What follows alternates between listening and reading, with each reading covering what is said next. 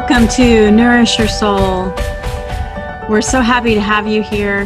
I have a special guest with us, and her name is Addie.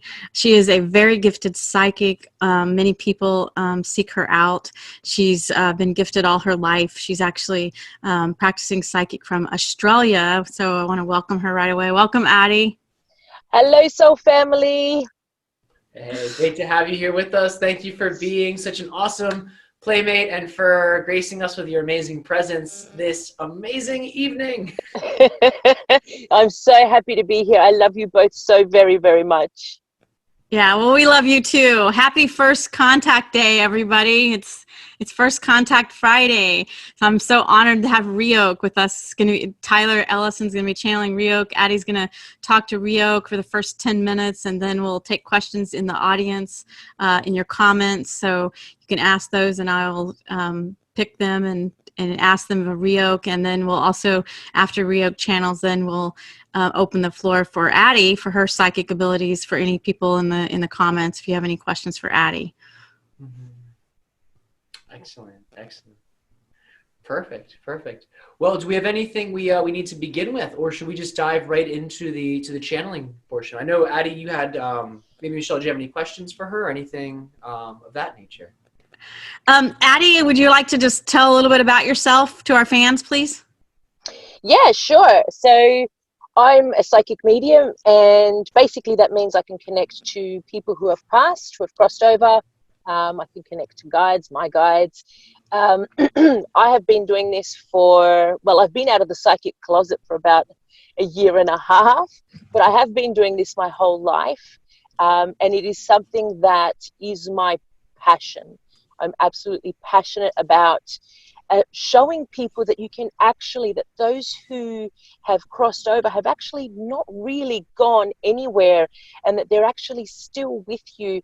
And through my connection, I like to be able to show you evidence that they are still aware and still around, and that they love you and support you so very, very much. It is one of my favorite things to do is, however, research and do more understandings about what sort of things are out in the world and what sort of things are out in our universe. And one of those things is, of course, higher dimensional beings such as extraterrestrials. And so I'm so very, very excited, Tyler, when I have a little chat with the extraterrestrial being that you connect to, which is your guide, Riok.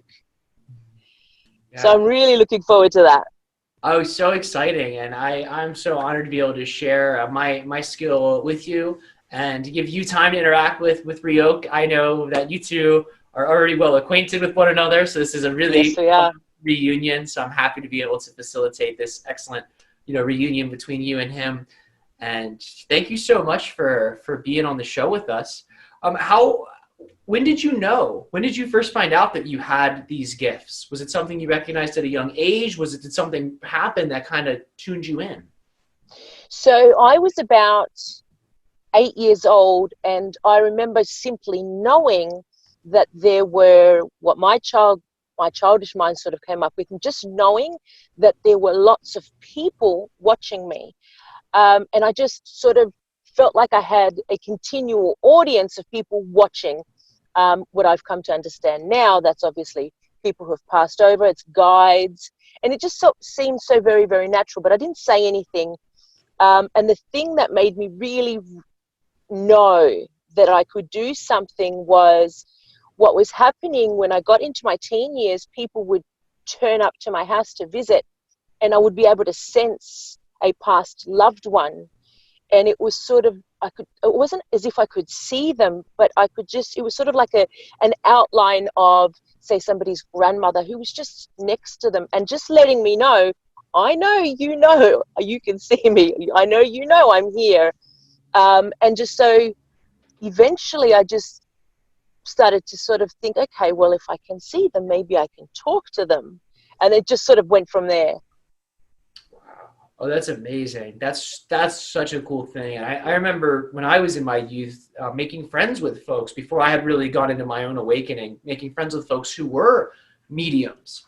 right, who were psychics. And to me, I always thought that was one of the coolest gifts out there, to be able to perceive these entities or these people who have passed and who are in a higher octave of reality. I always thought that was so fantastic. And I had no idea that I would be learning, similar techniques to be able to connect to these multidimensionals in the ways that I have. And it's such an honor to be able to play with someone such as yourself, who, right, just naturally has had this gift from a young age. And now is, right, you're such a shining example for everyone who has these gifts of what's possible, right? Like, this is essentially your career, correct? Correct.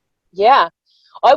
Many years ago, I was a singing teacher, but then it just sort of started, how do I put it, taking over my life. I was just getting more and more and more and more readings. And I thought to myself, I felt it was important. I felt it was important to let people know that your loved ones are here and they have so much to say to you.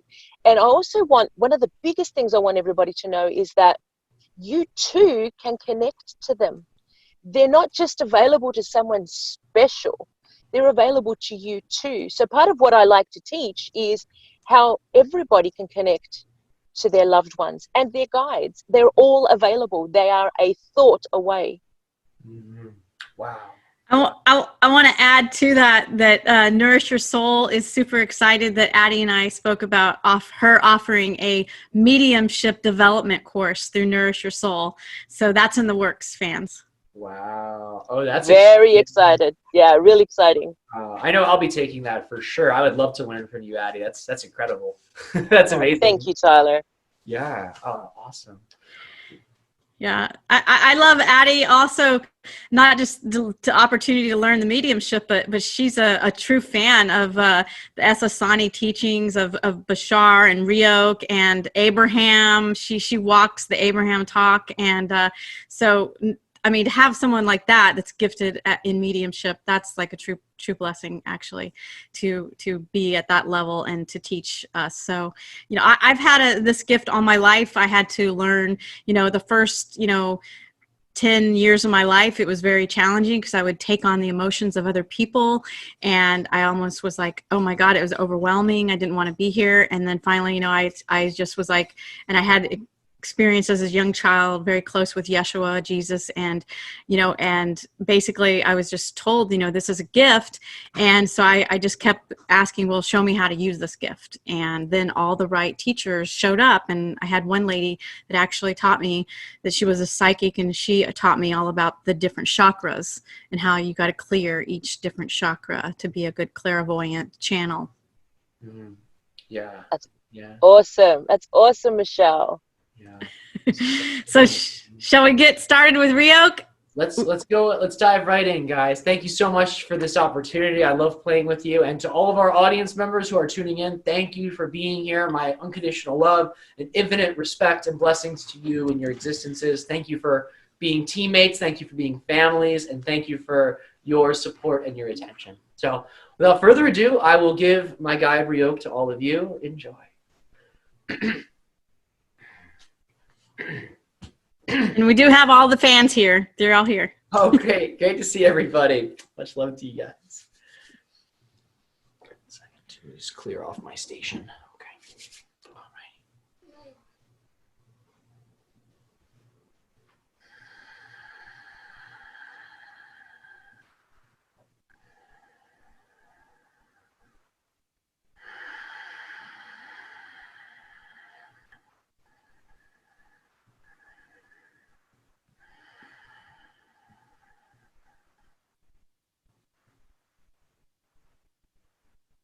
All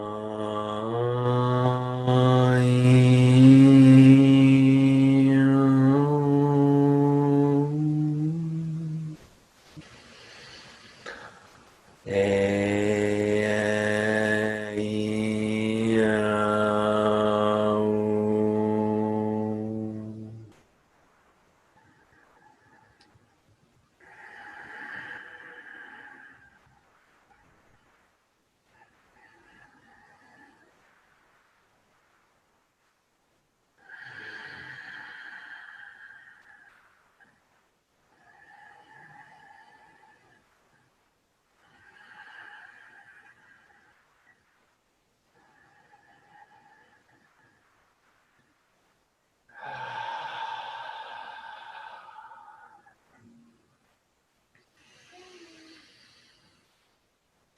Sasani.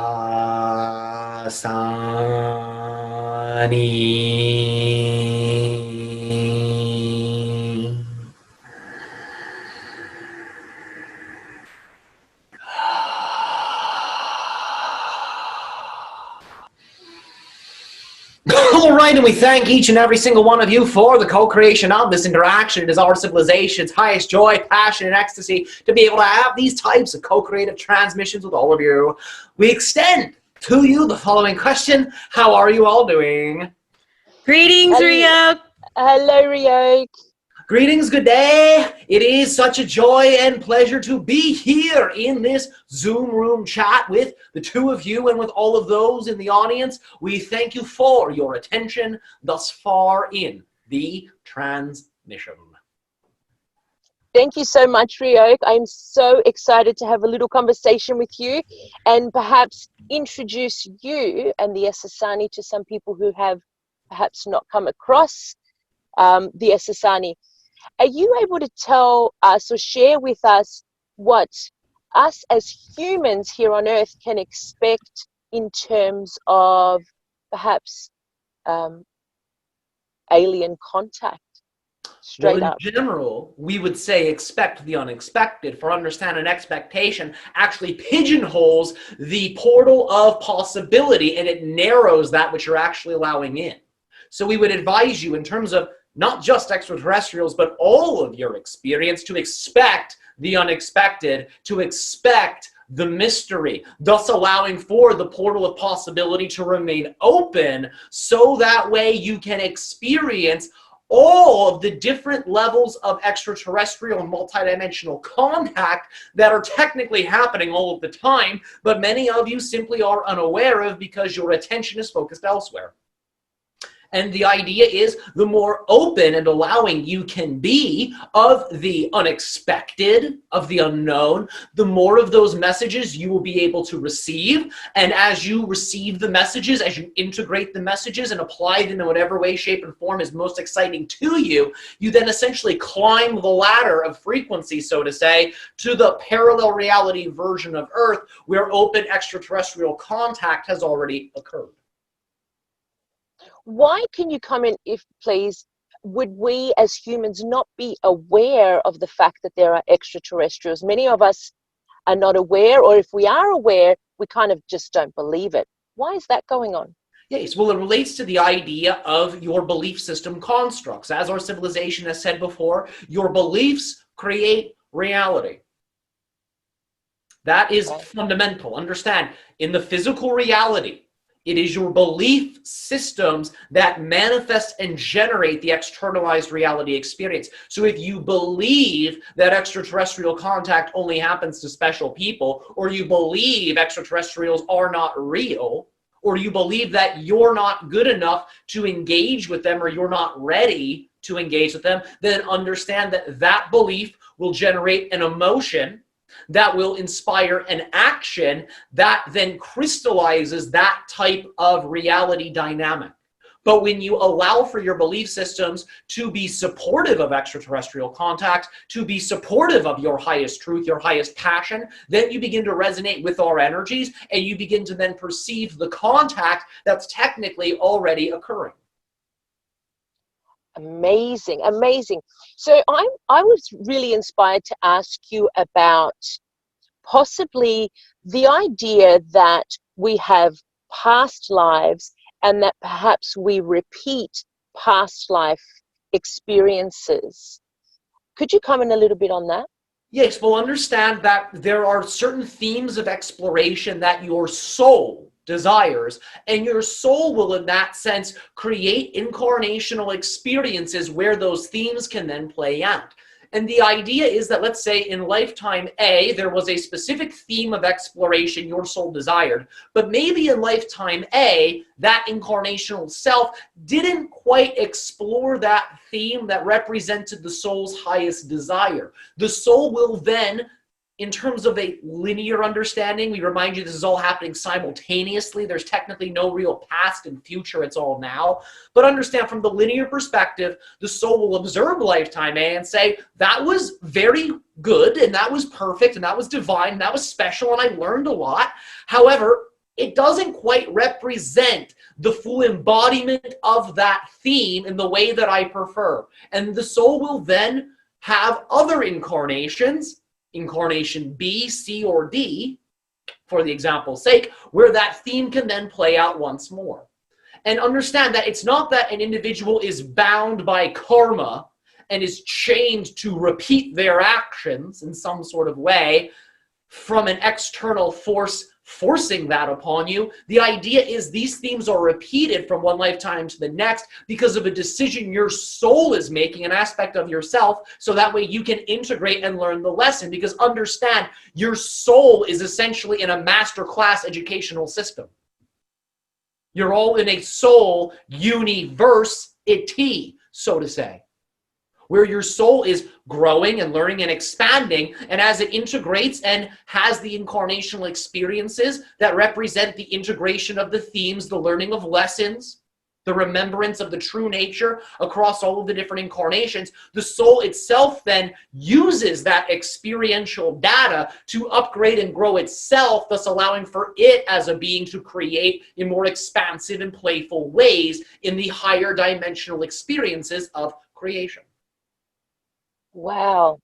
Okay, that really cleared that up for me completely. Could you explain, and this is a very broad question, but I think a lot of people think it a lot. What is our purpose what is the purpose of life? What is our purpose? Why are we here? Why have we created ourselves in this way? Well, understand that your purpose, fundamentally speaking, is to be yourself. Period. The end. That's it. That's why you are created. That's why you exist, to fully be that which you are.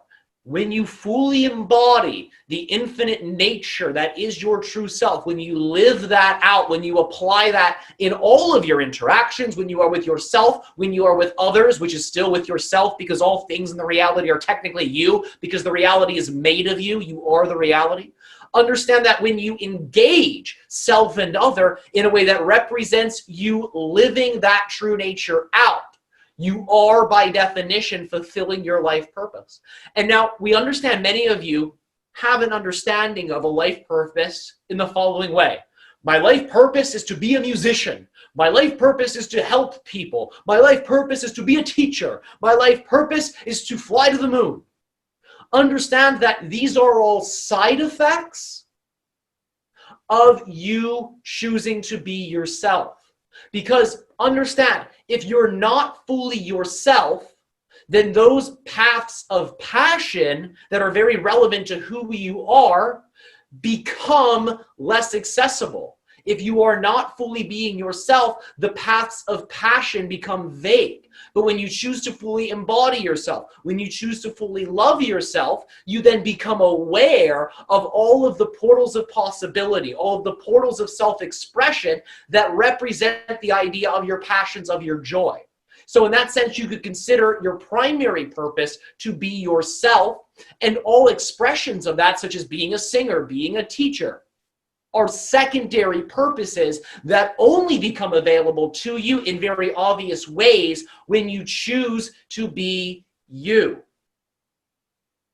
Wow. Thank you so much for that.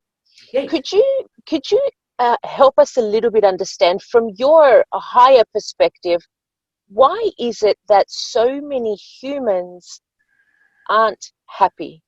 There is this constant lower vibrational experience from a lot of us. Can you comment a little bit on how we can change that? All right. Well, first and foremost, we will remind you of what we have said at the beginning of the transmission, which is that at a fundamental level, your beliefs create your reality. Your belief systems inspire emotion, which then inspires action. And as you take the action based off of that belief and its corresponding emotion, you then shift to a reality that is energetically resonant with the nature of that emotion and that belief. So at a fundamental level, it's because many of you are believing in concepts that are fear-based, are disharmonious, or negative, which then inspires a feeling that feels uncomfortable. And then many of you choose to then take an action that is not necessarily a positive action, so to say, in terms of its energetic quality, that then crystallizes that belief structure and shifts you to a reality experience that you would consider to be negative. And that's why many of you have the non-preferred collective experiences that you do, and the personal non-preferred experiences that you do. That's coming from your beliefs, which inspire emotions that then inspire actions. So if you find that you are acting in a way that is not in support of your highest excitement, then you can backtrack that to an emotion. You say, oh, I'm acting this way because I feel sad or angry or hateful. Oh, well, what must I believe to be true about myself in order to feel sad, angry, or hateful? And then you can observe what that belief system is. Once you've observed the belief, you've essentially let it go. The idea is to observe that belief system and say, well, wait a minute. That belief doesn't actually make sense because that belief is negative. Therefore, it's based in the idea of negative limitation. Wait a minute. I am an unlimited divine being that is unconditional love at its core. Therefore, that negative belief system can't possibly be true. It actually has nothing to do with me. It's just an opinion. And once you've recognized that, you've let it go and you have disentangled, so to say, from the negative parallel reality experience. And as you then generate a positive belief system and then infuse that with a positive emotion and then take a positive action, you then shift yourself to a positive frequency version of reality, thus manifesting the idea of a preferred experience for you. Wow, thank you so much. I believe that would be so helpful to a lot of people. Thank you, Riok. Yes, you are quite welcome. And our unconditional love to you. And we thank you so much for that particular question and all of the questions that you are bringing to us. Thank you. I believe we're going through to Michelle now. Yes, I'm here. So I have a question for you, Riok, from the fans. All right. Rose Angela says, I have a question about spirits, oversoul, higher self, and what part remains of our personality in the spiritual realm. When do we actually leave spirit realm? You never leave spirit. You're still in spirit. This physical reality dream is a dream in the spirit realm. So you've never left. In terms of the idea of a linear progression of your consciousness, you are source that then projects itself into an oversoul, that then projects itself into infinite variations of souls, that then expands from the soul level to the idea of infinite expressions of incarnation. This is all happening in the realm of spirit. You are all being dreamt in the heart mind of God. You've never left. Beautiful. Very nice. Nice explanation. So Eilena says, she has a really good question. She says, the DNA seems to be key in contact with other dimensions, among other things. What exactly is the full role of DNA? It represents the idea of a physicalized anchor for your spiritual consciousness to essentially permeate the idea of the physical reality template. So the idea is that your DNA is encoded information that draws energies from what you consider to be realities of the past and realities of the future, as well as realities of spirit. So understand that the higher dimensional energies are beaming into the physical reality template through the DNA. And the idea is ancestor and descendant energies are also beaming into the physical reality template through the DNA. Your template level of physical reality has a strong connection to the genetic structure that you experience within each of your cells. So understand that this light-based information that travels, so to say, even though it's all here and now, we'll use the term traveling, travels to your body, and then it essentially filters itself through the idea of your energetic template level of physical reality. And these energies then are filtered through your belief system constructs, and it is those constructs that then essentially use this data, use this light that's teleported in through the DNA to then create the externalized experience of physical reality. So it's an anchor and it's a beacon for extra-dimensional energies from ancestors, ascendants, and the higher dimensions to enter into your physical reality experience, so you can use those energies to create reality. Nice. So Riok, we're at 7:33 right now. Do you have time for one more question from the audience, or? One moment. At this time, we would encourage that the group moves into its next activity, so that way the time parameters are honored. Awesome. Thank you. We love you. Unconditional love to you. Our unconditional love to you all as well, and we thank you so much for the co-creation of this interaction. It is our highest joy, passion, and ecstasy to be able to have these types of conversations and to deliver these transmissions to you and your civilizations on your many parallel reality frequency versions of Earth.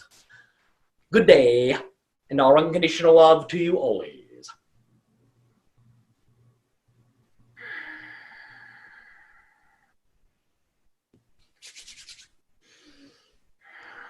Awesome. Good job. Thank you. Thank you, thank you, thank you. Thank you, everybody. Oh, that was so good. That was so good. Yeah. Thank you, Tyler. Oh, you're so welcome. Thank you, Addie. Great questions. I love that. That's all. That was gold. That was gold that came out right there. So serious. That was amazing.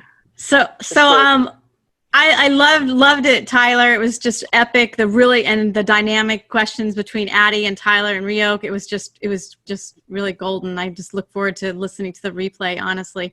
But I know too at this time, if I recall correctly, Tyler has an appointment he has to get to. So if he needs to, no, it's okay. My like I said in our class, my schedule got reworked. I wasn't super specific about that. It got super reworked, so I can remain present. Okay, awesome. Thanks. Yep, so awesome. So Addie, I kind of, I thought that question that I asked Riok would actually be a good one for you too. So I kind of was wanting to hear your response. So I'm going to read it again. Rose Angela had said, I have a question about spirits, oversoul, higher self. What part remains of our personality in the spiritual realm? When do we actually leave the spirit realm? I thought I would love your perspective on that. Okay, well, that's actually a really, really good question. So from my perspective, and understand this is not an extraterrestrial, higher dimensional being perspective, from a human perspective, well, my understanding and from my experience, we're actually, while we're awake, we're actually asleep. And while we're asleep, we're actually back in spirit. So we essentially, especially when we go to sleep, understand that your soul goes back to the non-physical.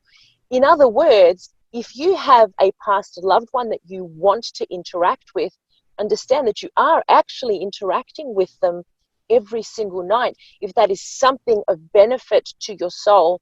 And one of the things that I like to discuss is trying to remember some of those interactions that you have in the non-physical in your sleep state by trying to download some of that experience. If your soul deems it important, you can actually download some of those experiences that you've had during that non-physical sleep state by waking up and not moving for the first 2 minutes of your awake state.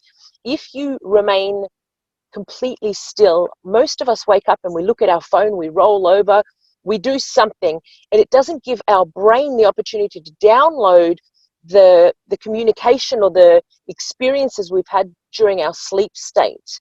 So understand that our spirit is actually having an experience. It's not really real.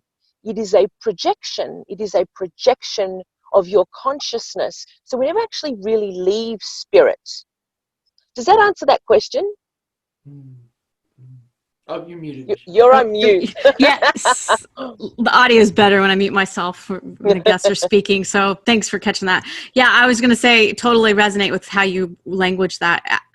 Very, very good with what my own inner knowing is, and also the Way of Mastery teachings, which is that we are literally in heaven now with God, with Source, and we're dreaming this whole experience, this entire thing. It's just like when we die and cross over, it's just as simple as waking up, you know, when we wake up in the morning, actually, because it's literally, there's just no transition really. It's just sort of opening your eyes, and we can literally become awake and aware of heaven's presence now and live in that state. And that's being in the world, but not of it. When Yeshua talks about that, to live in the world, but not of it. So we're not no longer in time, rather we're in the union of all that is and experiencing that with that awareness. Yeah, absolutely. That was really beautifully said, Michelle. Thank you. I just wanted to comment too, Addie, that piece you gave in your answer was huge. I don't know if the audience caught that, but I want to emphasize that the remaining still for the first 2 minutes of waking up, I'm going to immediately program my alarm to facilitate that, right? Like it goes off like once to wake me up and then silence for 2 minutes. And then I like to lead myself through like an I am affirmation thing first thing when I wake up. But I'm going to like just say like, good morning, Tyler, and then be like, now remain still. And then have like 2 minutes of no audio and then go into the I am affirmations, because I feel that what you just shared is very leading edge information for really downloading that dream awareness. So amazing advice. Tyler, it really is so exceptionally effective. And I think you might be surprised, especially you, what sort of shenanigans you get up to in your sleep state that you're just not getting all the information of. It's going to be a fun exercise. Do you recommend just like meditating and breathing? Like it just like, do you recommend essentially just extreme openness during that time to allow that in? Or you know, the best technique is open your eyes. You're still not fully back, right? You still, as soon as you open your eyes, there's this little transition period, this little crossover period of physical and non-physical. And it's when the mind starts to really completely comprehend, I'm coming back, I'm coming back into my physical body, where there's this little overlap that goes for about 2 minutes. And it's that opportunity for the conscious mind to download from the higher mind. okay. Yeah, I was going to add to that when we're in bed and we are going to sleep at night, we can actually, this is something that works phenomenal. As you're starting to fall asleep, you have the intention that I choose to recall and remember with great clarity all my contact experiences. That I choose to remember and recall all my contact experiences. So you're programming yourself that you will remember in the lucid dream state once you go to sleep, all of those experiences that you have on that template level reality, or interactions, contact experiences with any of your loved ones, ETs, or any of your guides that are here with you, walking with you. Because the way I see it is we all, and from my learning, what I've learned from Athena Academy, where I was trained in soul retrieval work, she stated that we can do that to recall, but also we choose our parents and we choose a life trajectory path, like so much that we want to accomplish, and we have guides that help us to stay on course with those things. But that's always up for, because we have free will, and once we're here in the physical, then we can rewrite the script, is also what can happen. Anything you want to elaborate with that, Addie? So I believe there are certain ideas that we wish to explore, and that's part of what our soul purpose is. You know, there's certain things that we want to explore in physicality, And you can't really escape that, and nor do you actually really want to, because your soul really, really wants to do the things that it planned on doing and seeing and experiencing. You have the free will, I guess, to enjoy it, or you have the free will to really just drag yourself from, birth to death and have a terrible time. The free will element really comes down to how in touch are you and how much do you know that you're actually not really human and that you're actually just God. And having that understanding and exploring that understanding and really knowing yourself. Who are you? What are your triggers? What are the things that are not helpful? And then be willing to explore and see if you can remove those negative beliefs, something which Riok was talking about in just such a powerful, powerful way. So we have certain themes we wish to explore, and the free will element really comes down to, I guess, how you go about exploring them, understanding that your whole soul actually really, really, really wants to do all the themes that it chose.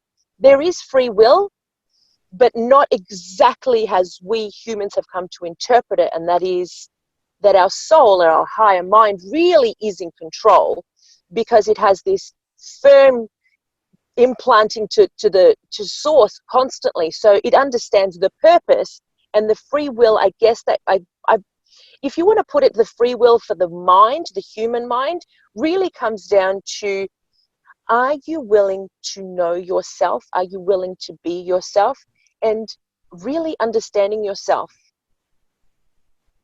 Yeah, that's true. Yeah. That's why the book I'm writing is called How Much Love Are You Willing to Receive? Oh, wow. What a title, Michelle. I love that. Yeah, well, it's not mine. Yeshua told me that's what you're to title the book. So I'm just the messenger. I've got goosebumps. That's good. It's one of my favorite questions. And I remember too, when I was really coming into my own process of self-understanding and awakening, and when I really was being prompted by my own higher self to take the next steps, I recognized the limitation I was creating for myself only existed because I was denying myself higher love that was more unlimited. So because I denied myself the higher love, I settled for a limitation that was trying to fill that void. And at a certain point, I was like, the only reason that I am filling a void right now is because I'm not allowing higher love into my heart. And Michelle, that question that Yeshua gave you as the book title was one of the most powerful realizations I think I ever had in my journey. And it took me probably 6 to 8 months to really take that understanding and make that real and to live that. But I remember the day. I remember the day when that happened. And it's very special. So shout out to Yeshua. Thank you, Cosmic Christ Consciousness, for being with us. Thank you so much. Yeah, the invitation to all of us actually is to unconditionally love ourselves the way that Source loves us. And to do that, it's an act of surrender. It's being able to be vulnerable and to go into the void of the unknown and to strip away the psychological self, the personality self, and to know that you're an aspect, the one drop in the ocean of creation itself as love itself. And the greatest act that anyone can do is to be a messenger of love and to choose that holy invitation to allow themselves to be the messenger in thought, word, and deed, and your life really becomes amazing miracles that you can witness and behold that is happening through you. That's what it means to be of service and to be and walk as one with Yeshua. Michelle, do you know, I've watched Nourish Your Soul TV a lot a lot. And I've noticed that whenever you come on here, I don't know if you've noticed this, Tyler, too, you get into this channeling state because your voice does this thing. It sort of starts to become a little monotone. And that, I don't know if you really recognize it, but that was channeled. Yeah. I think so. Yeah. The Holy Spirit comes in every now and then. Holy Spirit makes a cameo through Michelle, right? That's amazing. I love it. Do we so question, should we Michelle, would you like to take maybe some other questions in the chat for Addie? Anything? Yeah, there's one that I screenshotted, but before we get to that one, there's another one here. Louise says, who are we communicating to in mediumship? Are our guides part of ourself? Are we speaking to ancestors or other entities? And before we get to that question, I just want to, because I don't want to forget, there's a movie that Daryl Anka put out called Dearly Departed, and he actually does a beautiful job of what happens when we die. And the movie is shot from the aspect of speaking to the dead and what is revealed to them after having crossed over. And it talks and explains our guides and their roles in our life in the physical. And for me, that film was just affirming what I already knew.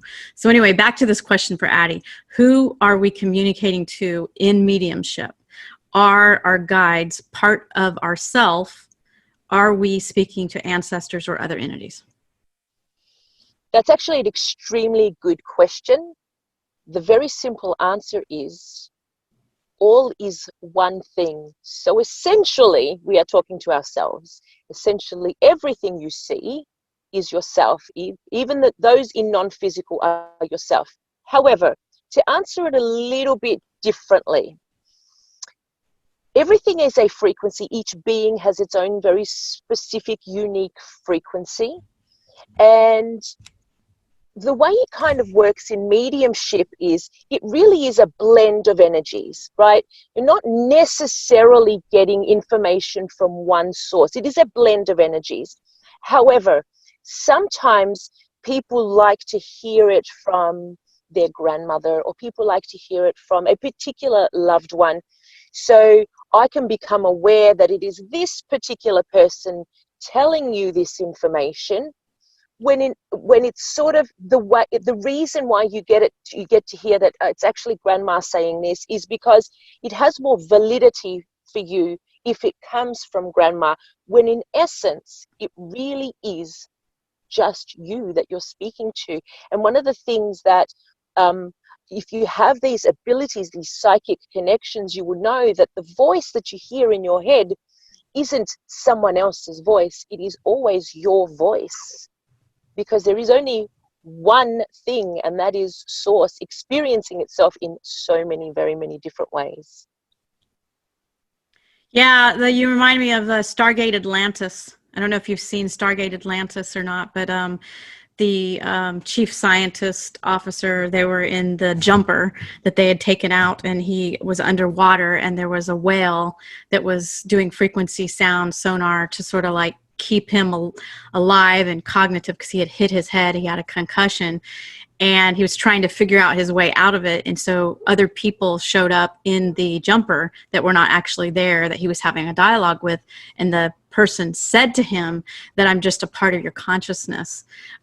Even though it looked like a different person, she basically said, I'm keeping you alive, and I'm showing up to you as someone that you love, that he knew, that he recognized as a familiar voice, so that he can continue to stay alert and stay alive until the rescue team could literally come. And I love that clip because it totally like gives you a visual for what you just said.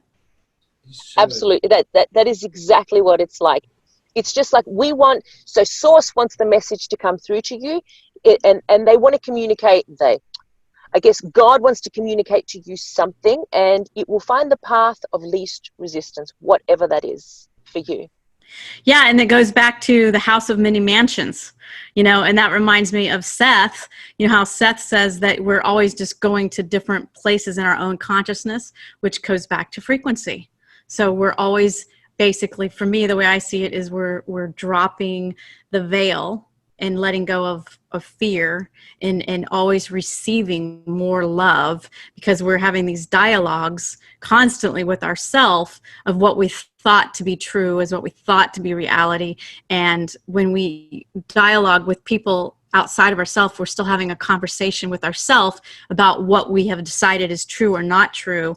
And then the consciousness aspect of God will show up as that other person to literally answer you in ways to see how much love are we going to allow to ourselves to receive. And then we continually up the spiral and raising our frequency, becoming less lighter and more transparent. Yeah. Beautiful. Yeah. Really beautiful. Amazingly said. And I remember, I just want to give a little, like, 2 cents on that too. I remember when I was first learning to channel, that was a big thing where I remember getting hung up on the validity of my own channeling, because I was like, is this coming from me or is it coming from another being? And I was like going back and forth. I'm like, maybe it's me, maybe it's another being. It feels like me.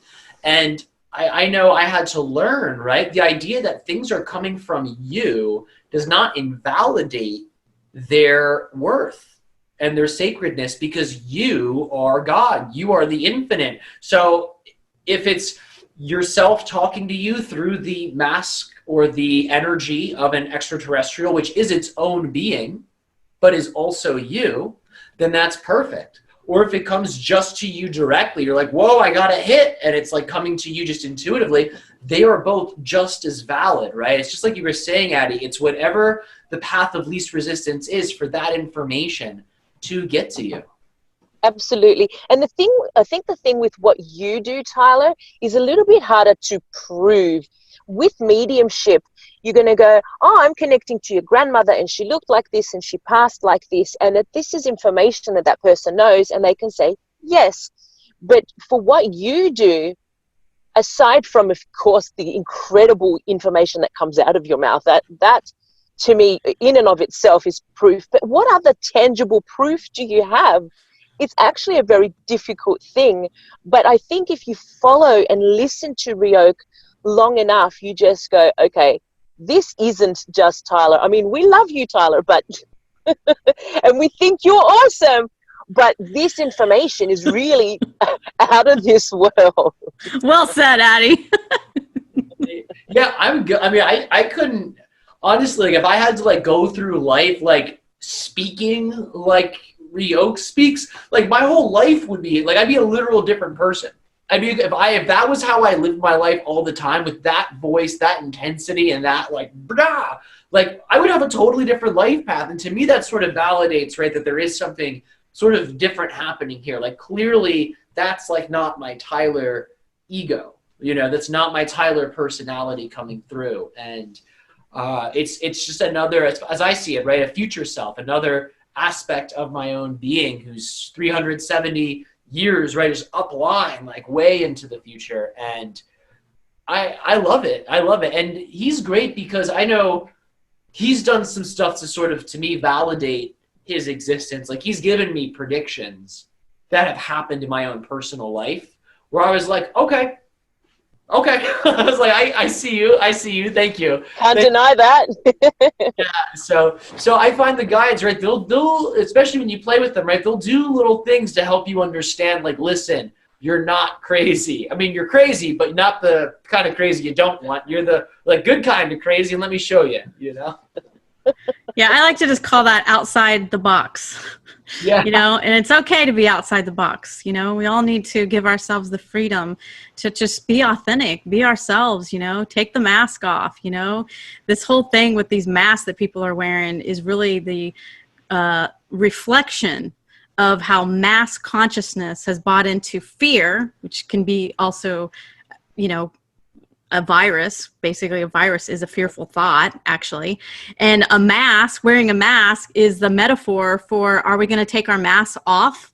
Are we going to stop lying to ourselves? Are we going to be authentic? Are we going to embrace love? Are we going to choose love? This is the splitting tracks. It's love and it's fear. Which one you're going to choose, baby? Because love's here. It's been here all along.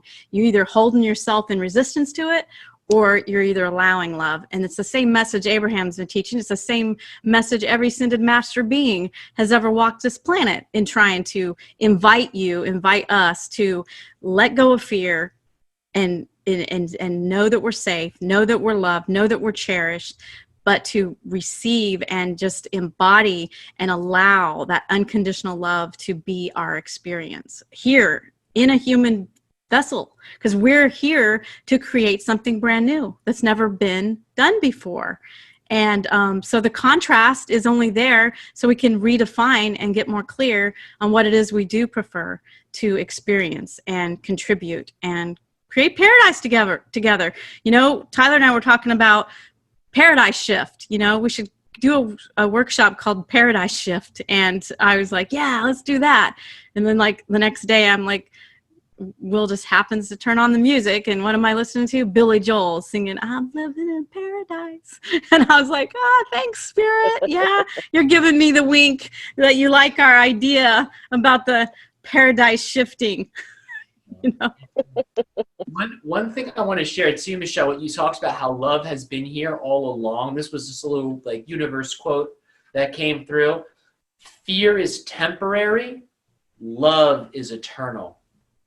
Right. The love's always here. And when we transition into spirit, we're just going to the sea of love.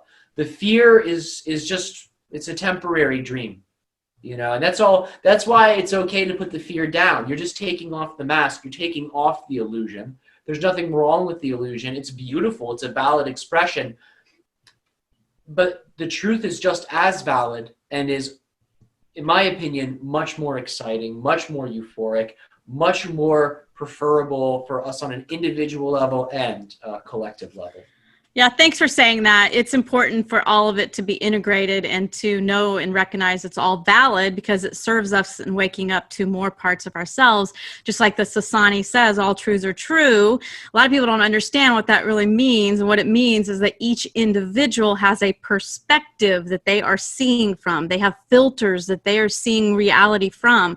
So it's true for them through their eyes, from the way that they're seeing. So that's why it's all truths are true, because it's important to make it valid, that it's respect that other being in their ability to see that they're seeing through these particular circumstances, right? They may have lost a loved one. They may have lost their job. So if they're acting out, well, of course, look at what they're experiencing in their life. And so that's why we should never judge another person, because we're not in their shoes. And all we can do is choose to see the divine in them, see them interconnected, see them as whole, rather than seeing them as broken. And that's how we can be a space holder, is what I like to call it, of a frequency that is embodying the state of being, of allowing and love, that then another person can choose to match that. Absolutely. Absolutely. Beautifully said, Michelle. Yeah. So Addie, do you have time for a question here that a person asked? Kind of long. Sure. When you say long, what are we talking? Let's hear the question. Go for it. Oh, she's from Sydney, Australia. You might know her. Penny is her name. She says, blessings, Addie and Michelle. If possible, I would love to know how my mom in spirit is working with the Galactic Council to bring light to this earth, and who it is she is working with. I've seen her doing this in spirit. With many thanks and much gratitude, Penny from Sydney, Australia. Here's, you can see. I do see it. Hello, Penny from Sydney, Australia. I'll give you a little outline as to why, within the scopes of mediumship, I don't enjoy, I can do it. I like to work on validation. I like to work on, here is some information, here is some weight behind that information, so that you can go forth and really experience a positive life. Now, talking about something that I can't validate, for me, I don't think it's preferable. So I could sit here and say that mum's working with this person or this being or this being, but there's no way to validate it. And I like to hold validation as my sort of marker of the information that I'm giving to you, because my job is always to leave you with accurate information that can empower you. So I think that's really more of a question for Riok. Is that just me? I think we could probably be honest. We could probably tag team it. But if it is something where I would say Riok absolutely could answer that. I know as myself, there's only so much I as Tyler can say. I mean, I'm like sitting here, and I am shamanically trained, so I could go in and look as myself to retrieve it. But for like full blown explanations with a lot of this, that would absolutely be a question for Riok. Yeah. Let me answer it in this way, because I am inspired to answer it. The thing is, your mother, was it Penny? Penny. Mm-hmm. Penny. So your mother, Penny, was, she didn't just have one incarnation. Your mother has simultaneous incarnations, some of which are not on Earth. Understand that we're not just sort of like, here I am, Addie, and then I'm just going to do a start because I'm going to be born, and then I'm going to end, and then we do something else, and we do something. We are doing, your oversoul does so many infinite things all at the same time. So what you might be understanding or connecting to is not necessarily the mother that you have come to know, but it is still her, because it is still her soul. What you might be connecting to is her, the parallel version of her, which is actually on the intergalactic channel.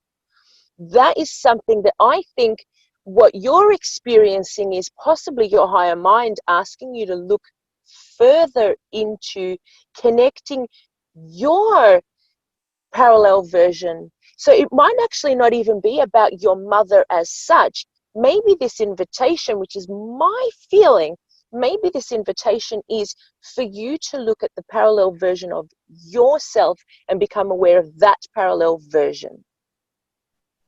Wow. Brilliantly answered. Seriously, that was great. I love it. Thank you, Tyler. You're super welcome. Oh, You're on mute again. I got it. I thought it was a good explanation, very good. And I was intuitively, as I scan into it, I'm getting the same thing. It's like, what is her role connected to the Galactic Council of Light is really what the message was. Remember, it's the path of least resistance. Your mind or your guides or whatever source will give it to you with the path of least resistance. So if it makes you feel comfortable, Penny, that mum's there and there's some sort of soothing and comfort because mum's there and mum's experiencing this, then that would be a good, because mum is there, right? But it would be a good opportunity for you to go, okay, well, it's safe for me to go there, because if mum's there and she's having a great time, then maybe I can explore this element of myself too. It's the path of least resistance. Never forget that. It's so important in just about everything that Source communicates to us. It will present it in a way that we can feel the most comfortable, the fastest. Yeah, that's true. Yep, absolutely. Yeah, it's trusting your inner being, that inner guidance. Your they say you get a gut feeling for a reason, like to trust that, to tune into that. And I think one of the most important things that a lot of people forget, even though it's so easy, is breath, just breathing. If we can just literally, if we get upset, we can literally just put our hand on our heart and just start to feel our heartbeat, and then just start to focus your awareness on your breath and just breathing, and then we can literally move into a state of being that's more in harmony and in rhythm and in sync with what we prefer. And it's just, breathing is so fundamentally important. That's what I love about Riok, all of his meditations, the inner smile meditation. He teaches us how to really engage, to breathe in, to really receive more life. Yeah. It's true, right? Because they call that, there's so many natural doctors I've heard refer to oxygen, right, as vitamin O. And they're like, and ironically, it's a vitamin a lot of people are deficient in because you forget to breathe, right? When you're up here thinking all the time, your awareness goes up into the head, right? And in the Tao teachings, right, they say keep your awareness here let me stand up a little bit, here in the belly, right here in the lower dantian, right? When it's all up here in the head, your metabolism and everything goes upward. When you keep your chi, your awareness down here, it descends the breath, it engages the diaphragm, so you take full diaphragmatic breaths. And really, getting out of the head and into the heart is really going from the head to the heart and the gut.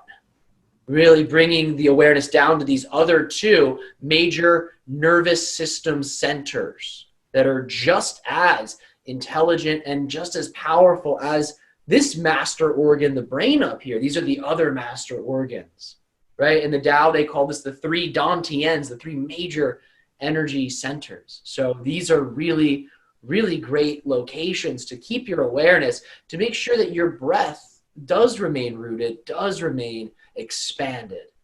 And they say this too, this is what I want to close with on this, right? The gut in the Tao, they say this is the storehouse of the original spirit. So when they say in the West, right, go with your gut, in the East, right, that's sort of like, hey, go with what your original spirit is prompting you to do. And it's so beautiful to see these understandings and these sort of phrases unifying together. Absolutely, and elaborating on the breath before we close up, because Tyler just graduated from Chinese medicine, so I want to hear your take on this.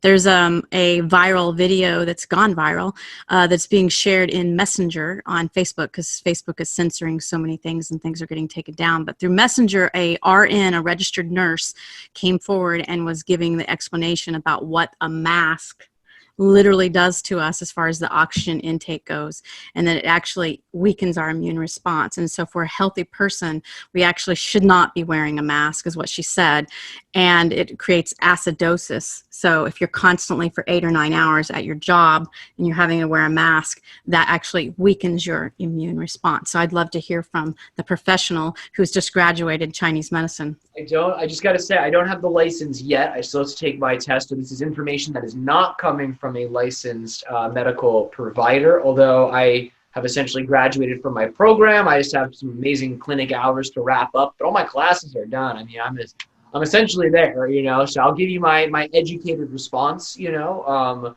which is valid, as are many of the amazing perspectives on wellness that we hear from all of the amazing pioneers out there, like David Wolf. Michelle, your information is very valid. All the folks who are speaking up about health and natural healing right now, I have a lot of respect, you know, for all of you, because now's the time to really embrace that reality of going to the earth as our medicine and as our source of physical well-being, because the earth is us. We are the earth. So when we draw upon the forces of nature, we become strong, we become healthy. And let's just talk about that, the forces of nature, right? The trees. These beautiful immortal beings that are here for thousands of years are making copious amounts of oxygen. And when you are deficient in oxygen, all types of things can go awry really in the body. And one of the things that can happen is mitochondrial function can go down.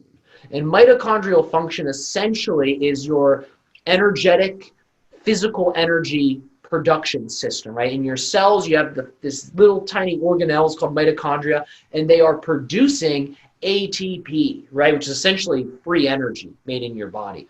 And when your cells are deficient in oxygen, the ATP production goes down, so you're making less physical energy, which means your whole body becomes deficient in energy. And if your body's deficient in energy, you're not going to think right, you're not going to feel right, your emotions are going to be weird, and all of that right there, right? Not thinking right, not feeling right.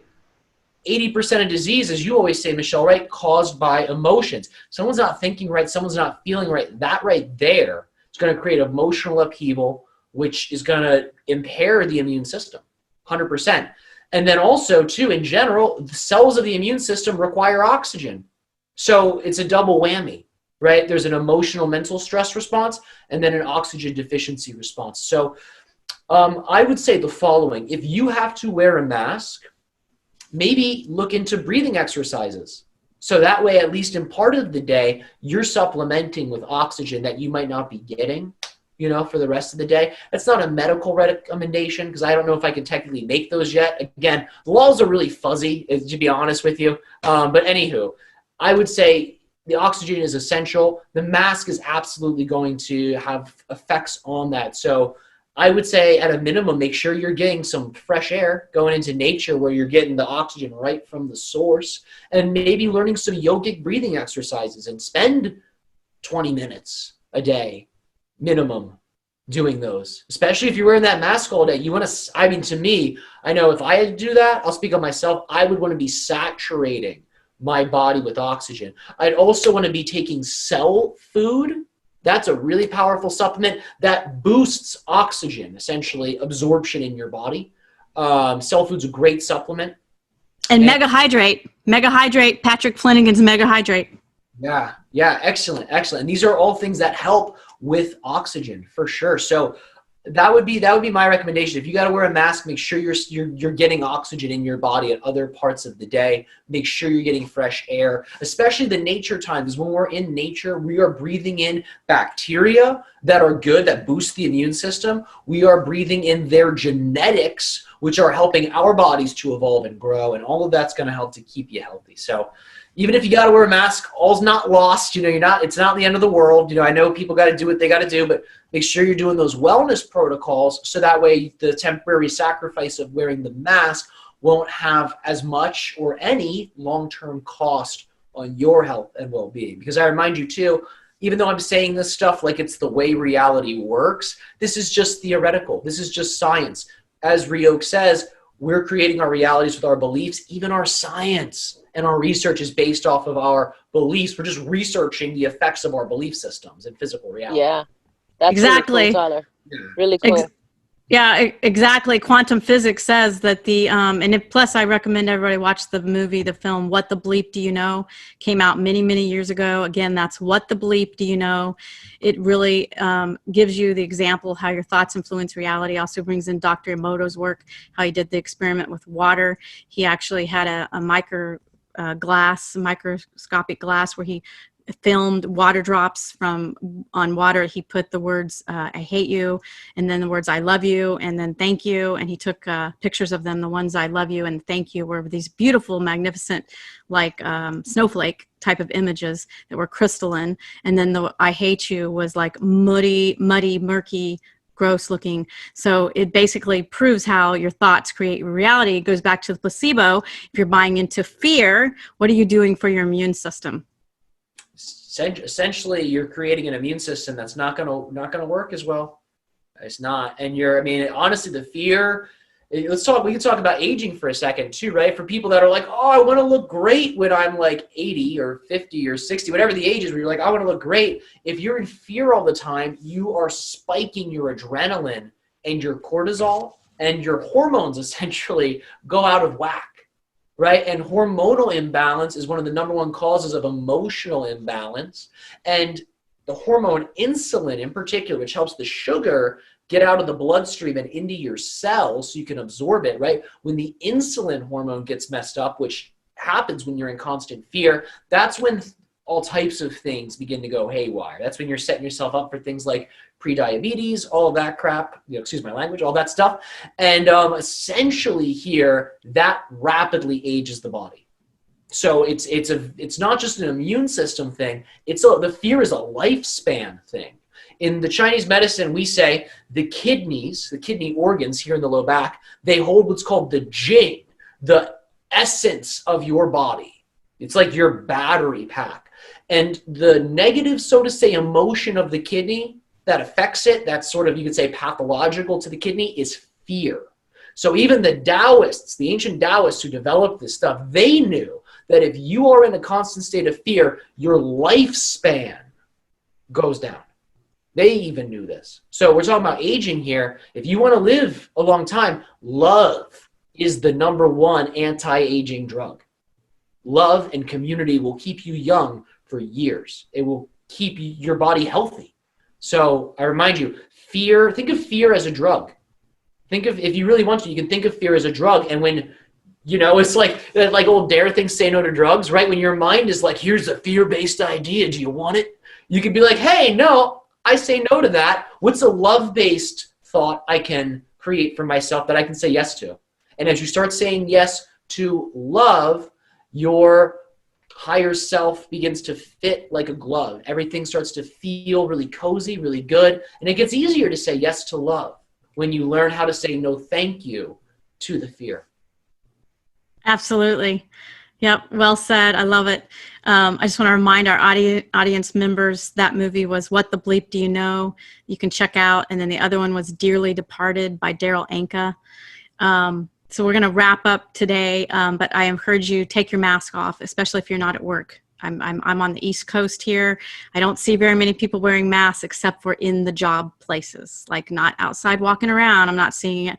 But when I go into an establishment, a store, Target, Publix, there's these workers and they're subjected to having to wear these stupid masks. So I'm being a messenger, I'm doing my duty, and I'm telling each and every one of them that, you know, yeah, it's a choice to choose to wear that mask, and that you can go and tell your bosses that maybe they want to rethink that whole thing, because it's going to take all the employees going to the bosses and saying, you know what, this is a violation of our rights, and because I love myself, I can either quit this job or you can have a powwow meeting and decide you're for health rather than against it. I do want to point something out too. There are some places where the masks are legally required. Here in Connecticut, I have to legally, to go into a grocery store, I have to wear a mask. So I do want to remind people, right? Like, don't go breaking laws and stuff. You know, we're not telling you to do that, right? Just, you know, use your discretion, follow your wisdom, and play by the rules. Play by the rules. It's easier. It's easier if you play by the rules. You know. Yeah. I hear you, and thank you for that and clarifying that. But at the same time, that's one of those stores that if I were to walk into there, I'd say, you don't want my business then, apparently. Thank you so much. I'm going to find another place that does want my business. Like Target right now, you don't have to wear a mask. Really? Amazing. Yeah, that's right. Maybe, because maybe it's not a grocery store. Maybe I could do that. There's different rules here. I know all grocery stores here, you got to do the masks right now. So I don't know what I would have. And I'd have to bike like 2 hours. I don't have a car. I have to bike 2 hours to get to a Target, you know? So, but anyway, I understand. I respect it too. It's silly. It's silly. Bashar says take actions in alignment with the world we prefer. So I'm going to shop the stores that have the freedom of expression, of showing my smile. Because what I'd love to see go viral is mask off, smiles on. Yes. Mask off, smiles on. I want to see that smile. You can change and transform a person's life just by smiling at them. Mm-hmm. I can't see your smile if you have a mask on. Mm-hmm. Well, great. Smile with your eyes. You got the mask on. Just like they say in the wire, right? Smiling eyes and all that stuff. So anyway, yeah, unconditional love to everybody out there, our fans. We love you.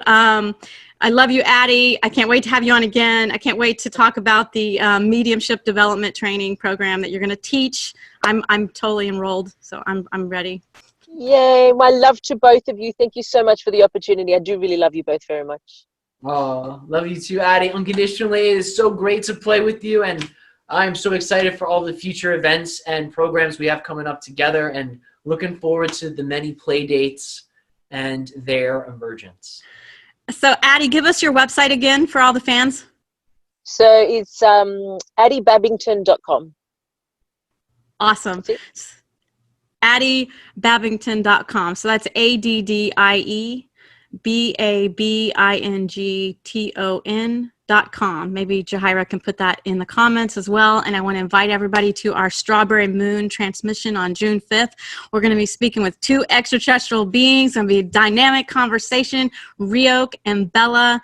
Esasani being Riok, and then a Yael being Bella, and we're going to unpack the gray story and how it has impacted Mother Earth and moving into the paradise reality that we prefer collectively. So I invite you to join us for this conversation. Again, that's June 5th, and also Ruben Langdon, who has the Extra Dimensional show that is airing on Gaia TV, will be my guest host for that event coming up on June 5th. And then also we have Riok's event, which is coming up in May, and that's on May 30th. And Riok's going to be teaching us how to really utilize some of these tools that he's been bringing to us, but in a more physical, tangible way to really flower and bloom the life that we are choosing, that we prefer to live. Yeah, I'll speak a little bit on that event. He's going to be teaching us how to go into the center of the earth and how to use the crystalline matrix that is in our Earth's infrastructure as essentially a manifestation satellite to crystallize the preferred reality. So it's going to be very juicy, and he'll be delivering some cutting edge information, likely on crystalline consciousness. So if you are a crystal collector, if you like playing with stones and you want to take that to the next level, I mean, I'm getting the stuff right now. There's a high probability there's going to be a lot of crystal talk in this transmission. So I encourage you, if you're a crystal enthusiast and you love the earth and you want to work with it to shift to the earth of your preference, show up for our May 30th event. Yes, and Jahaira will put the link in the comments. You can find the links in the comments. We love you unconditionally. If there was something that you liked from this transmission, I'd love to hear about it also in the comments. We invite you to do that. You can tune in every Friday where we go live. Generally, it's usually at 6 o'clock. So see you guys. I'll have happy First Contact Friday, and unconditional love to you. Unconditional love to y'all. Peace out. Love you, team. Love you, friends. Love you, family. Thank you, Addie. Thank you. Thank you.